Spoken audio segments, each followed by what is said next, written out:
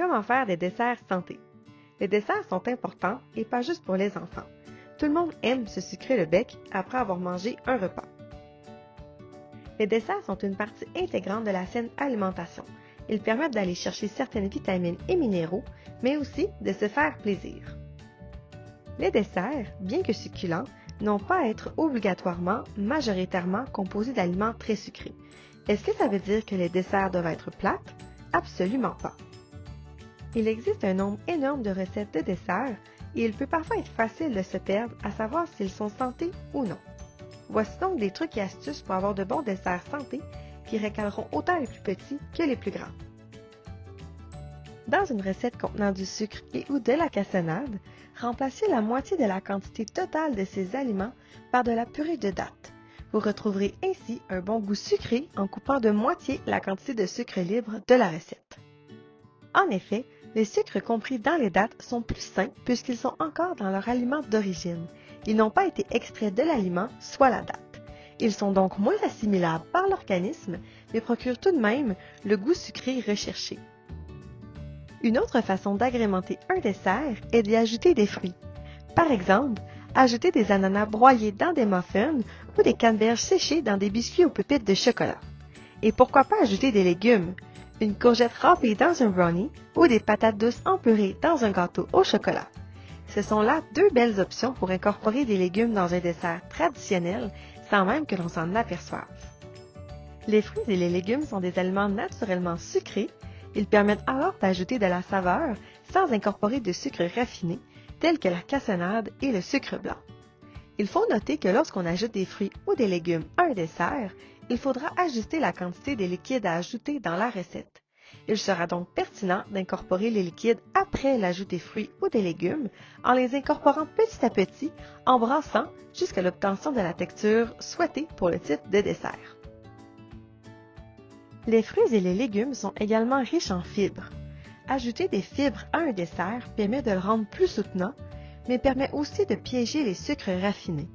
En étant coincés dans les fibres, les sucres sont désormais moins assimilables par l'organisme. Ce qui est bien de savoir, c'est que piéger n'est pas synonyme de goût fade. En effet, bien qu'une partie du sucre soit cachée dans les fibres, il ne perdra pas sa capacité de donner un goût sucré au produit et une belle texture à ce dernier. Il est aussi intéressant de savoir que les fibres sont excellentes pour les systèmes digestifs car elles aident le transit intestinal. Les fibres aident également à réguler le taux de sucre dans le sang, appelé glycémie, et le taux de cholestérol dans le sang, appelé cholestérolémie. Mis à part l'ajout de fruits ou de légumes, une autre façon intéressante pour ajouter des fibres à un dessert est la farine de blé entier. Vous pouvez substituer la moitié de la quantité de farine blanche requise par de la farine à blé entier. Et pourquoi pas ajouter du son d'avoine à vos recettes de galettes ou muffins.